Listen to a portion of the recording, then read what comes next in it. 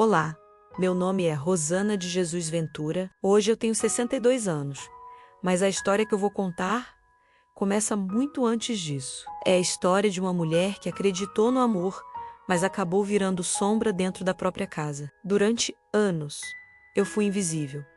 Fui esposa, mãe, dona de casa, mas nunca fui vista como gente. Até que um dia, a coragem que eu achava que não tinha nasceu dentro de mim. E foi aí que a minha vida começou de verdade. Eu sei que talvez você esteja passando por algo parecido ou conheça alguém que está. É por isso que eu te peço. Fica aqui comigo até o fim, porque não é só a minha história. É de tantas mulheres que vivem caladas, engolindo a dor, acreditando que não tem saída. E antes de eu começar, eu te peço uma coisa.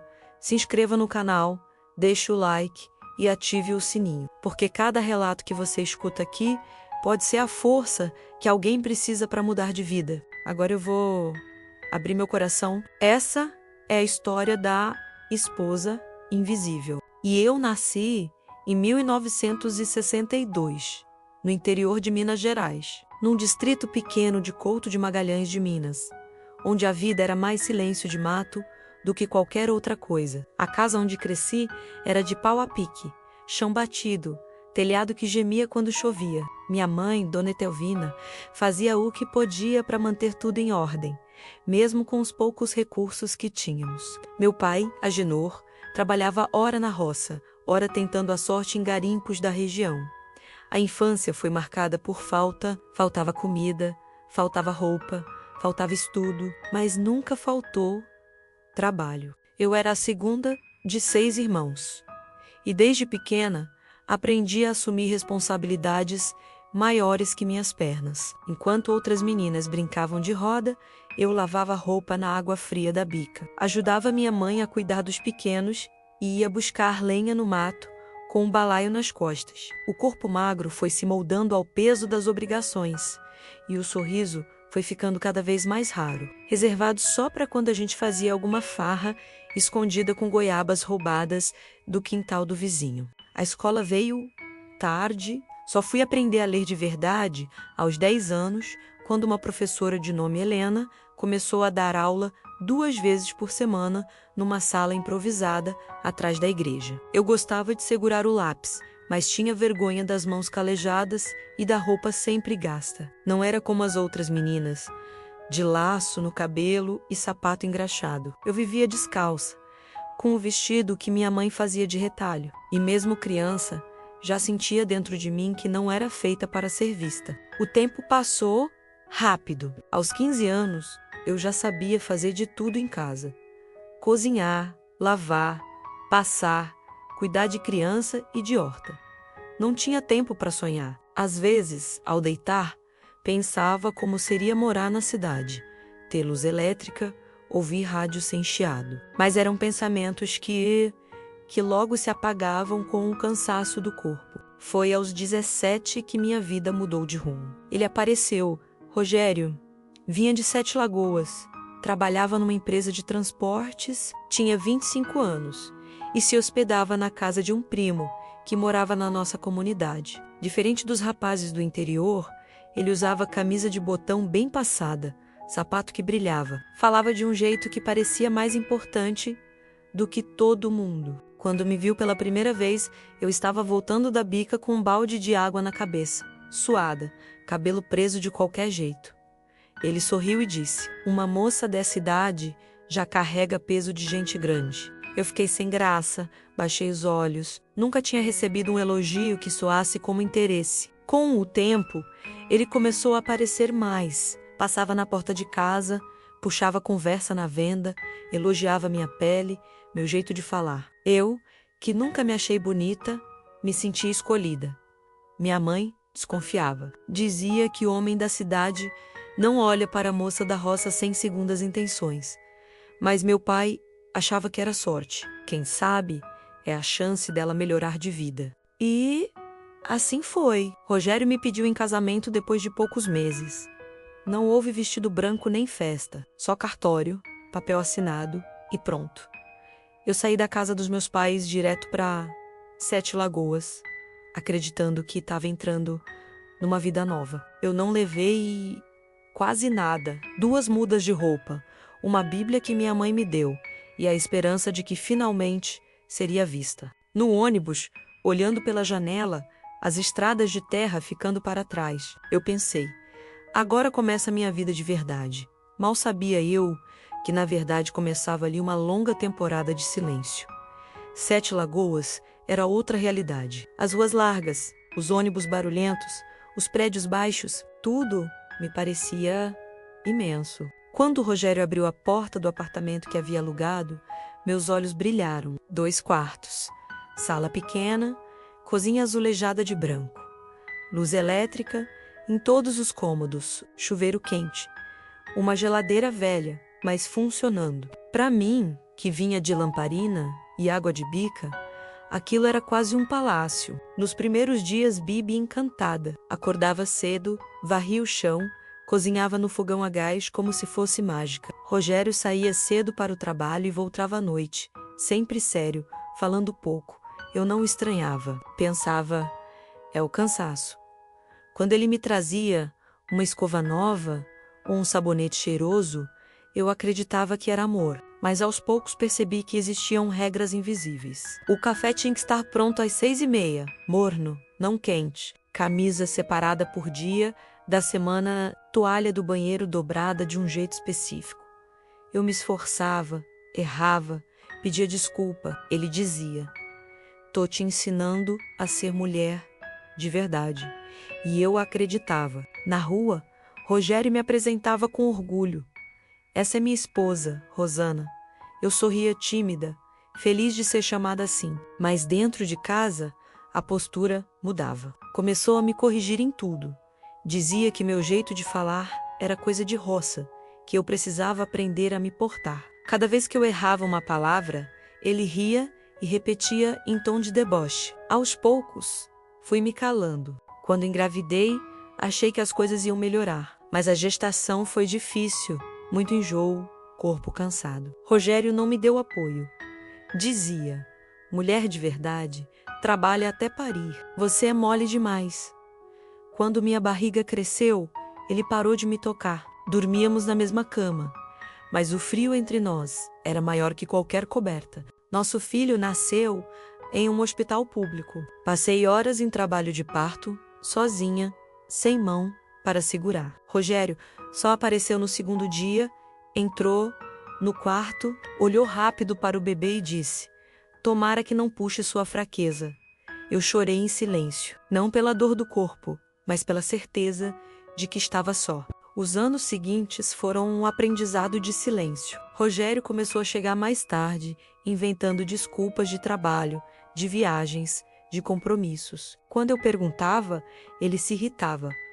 Você não entende nada, Rosana. Melhor ficar quieta. E eu ficava, não porque aceitava, mas porque tinha medo. Medo de ser deixada sem nada.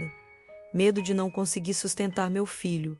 Medo de ser chamada de ingrata. Eu já não me reconhecia. Não ria alto, não opinava, não sonhava. Vivia para manter a casa em ordem, esperando que isso fosse suficiente para ser vista. Mas quanto mais eu me calava, mais invisível me tornava. Até que, um dia, ao organizar a gaveta de documentos que ele nunca deixava eu mexer, encontrei um envelope pardo. Dentro, uma certidão de nascimento. O nome do pai, Rogério Mendonça. O nome da mãe, Daniela Nogueira. O nome do filho, Lucas.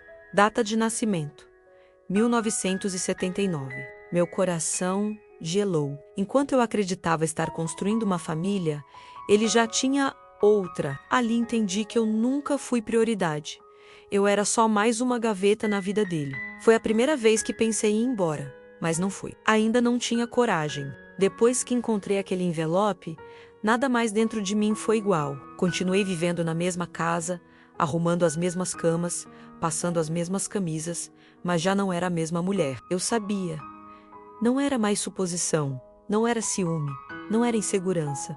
Era prova. Enquanto eu embalava meu filho no colo, acreditando que estava construindo uma família, Rogério já tinha outra, em outra cidade, com outra mulher. Passei dias sem coragem de falar nada. Meus olhos ardiam cada vez que eu olhava para ele, mas eu engolia em seco. Quando a gente depende de alguém, até para comprar um pacote de arroz, o silêncio vira prisão. Rogério chegava em casa, deixava o sapato na porta, largava a chave na mesa e tudo nele parecia normal. Ele conversava sobre o trabalho, sobre a empresa, até sobre política. E eu ouvia, mas era como se cada palavra fosse um prego cravado no meu peito. Na rua, o mundo parecia saber mais do que eu. Uma vez, no mercadinho, ouvi duas mulheres cochichando perto da prateleira de açúcar.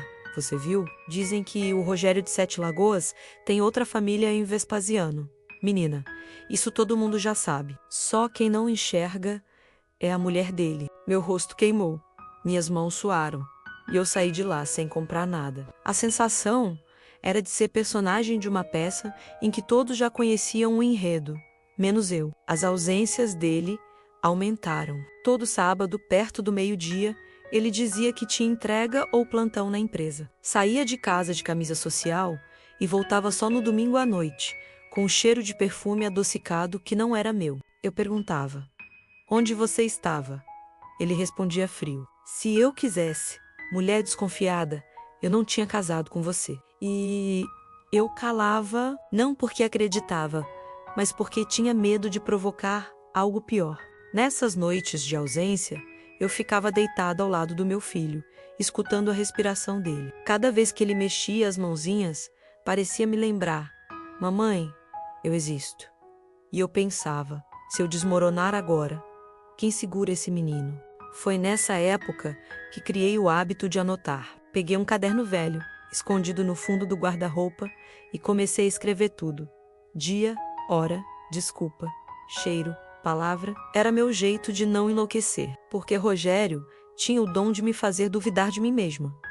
Quando eu insinuava algo, ele ria e dizia: você tá vendo coisa... Isso é coisa de cabeça ociosa. Eu me perguntava se não era verdade, se não estava imaginando. Mas quando voltava para o caderno e lia, sábado saiu às 11h30, voltou domingo, 22h15, camisa com mancha de batom claro.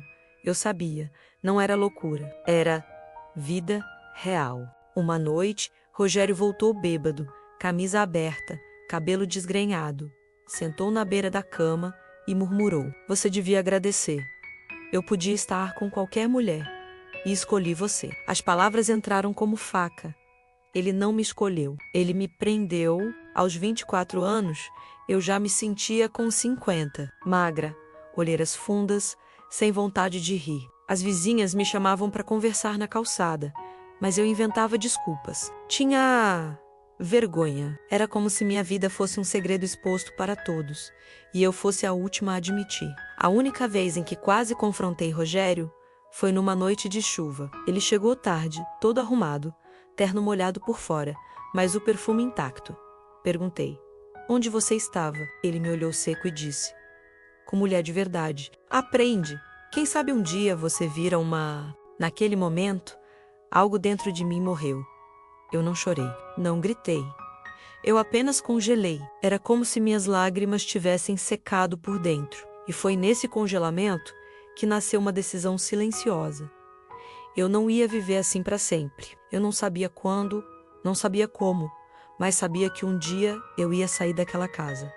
Eu não queria vingança.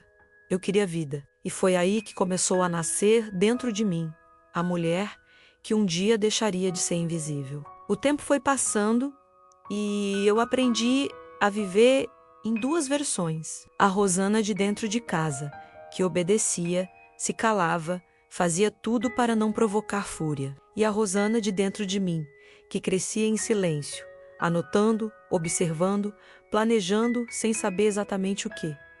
Eu já não tinha ilusões de amor. A única razão de eu ainda estar naquela casa era meu filho. Eu olhava para ele e pensava: eu não posso deixar que ele cresça, achando que isso é normal. O estopim veio numa noite comum, sem festa, sem visita, sem nada especial. Rogério chegou tarde, visivelmente alterado. O cheiro de álcool vinha antes dele entrar pela porta. Atirou a chave em cima da mesa e veio até mim, que estava na cozinha, terminando de guardar a louça. "Você não fala nada?" ele perguntou, com aquele tom de provocação. Eu permaneci calada. Já tinha aprendido que qualquer resposta podia ser usada contra mim. Ele se aproximou, segurou meu queixo com força e disse: "Você acha que me engana, não é? Fica calada. Mas eu sei que você pensa." Eu recuei, tentando soltar o rosto, mas ele apertou mais forte. Meu filho, que estava sentado no chão com um brinquedo velho, levantou assustado e começou a chorar. Rogério largou meu queixo e gritou para a criança: "Cala essa boca, menino." Foi nesse instante que algo dentro de mim se quebrou de vez. Não era mais sobre mim, era sobre ele, o pequeno, que não tinha culpa de nada. Eu corri, abracei meu filho e disse em voz firme, olhando para Rogério: "Com ele, não." Rogério me olhou surpreso, como se não esperasse resistência. Ele ainda murmurou algumas ofensas, mas eu já não escutava. Meu coração batia tão forte que parecia tambor dentro do peito. Naquela noite, esperei ele dormir e fiquei sentada na beira da cama, o meu filho encolhido nos meus braços. Eu sabia que não podia mais adiar. Não podia esperar por outra chance. Eu precisava ir. Na manhã seguinte, com Rogério ainda dormindo pesado, peguei uma sacola pequena, coloquei 2 mudas de roupa, documentos e a chupeta do meu filho. Não levei mais nada, deixei para trás.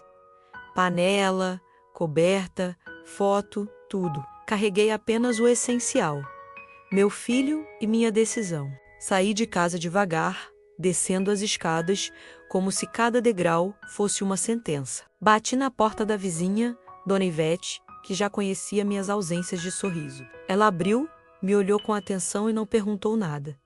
Apenas disse: "Entra, minha filha." Foi na sala simples dela, sentada num sofá gasto, que eu respirei fundo pela primeira vez em muitos anos. Meu filho dormiu no meu colo, cansado do choro da noite anterior. E eu fiquei ali, olhando pela janela estreita, pensando: não sei como vai ser amanhã, mas sei que não volto.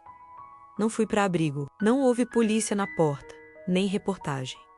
Foi silencioso, eu apenas saí. E essa foi a maior revolução da minha vida. Na semana seguinte, com a ajuda de Dona Ivete, consegui meu primeiro trabalho de faxina. Passei o dia inteiro esfregando o chão, lavando o banheiro, polindo móveis que não eram meus. Quando recebi o pagamento, notas pequenas dobradas.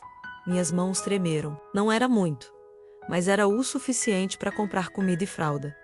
Era o suficiente para eu sentir que podia. E ali começou minha vida de verdade.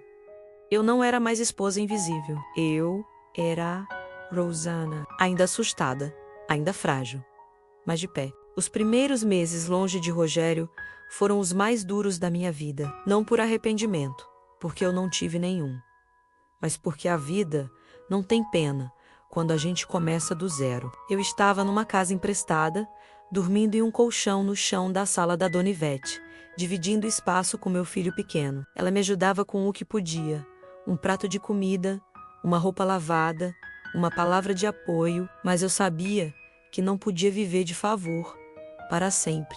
Foi aí que aceitei, sem escolha, o que aparecesse de trabalho. Comecei na faxina de uma casa grande, no centro da cidade. Lembro da primeira vez que entrei lá, o piso brilhava. O cheiro era de produto importado. A geladeira, cheia de coisas que eu nem sabia o nome. Enquanto lavava o banheiro, pensei comigo: eu não pertenço a esse lugar, mas é aqui que vou começar. Passei o dia de joelhos, esfregando o azulejo, tirando pó de móveis que custavam mais do que tudo que eu tinha junto. Quando a dona da casa me pagou no fim da tarde, notas amassadas de tanto ficar dobradas no bolso, minhas mãos tremiam. Não era muito, mas era meu. Pela primeira vez em anos, eu tinha dinheiro que não vinha de Rogério. Voltei para a casa da Dona Ivete com o corpo doído, mas o coração firme. Comprei arroz, feijão e leite. Fiz a janta para mim e para meu filho e sentei na beira do colchão. Ele comeu sorrindo e naquele sorriso eu entendi. Não importava o quanto fosse difícil, eu tinha feito a escolha certa. Aos poucos, consegui mais serviços. Uma faxina no apartamento de uma professora aposentada, depois em um escritório pequeno de contabilidade. Eu acordava cedo, pegava ônibus lotado e voltava à tarde, carregando meu filho pela mão. Muitas vezes cheguei em casa com as costas ardendo, os pés inchados, mas com a alma em pé. Cada casa limpa era um tijolo na construção da minha liberdade. Não foi fácil. Houve dias em que ouvi humilhação. Uma patroa dizia: "Não encosta muito nesse sofá, Rosana. Sua roupa deve estar suja."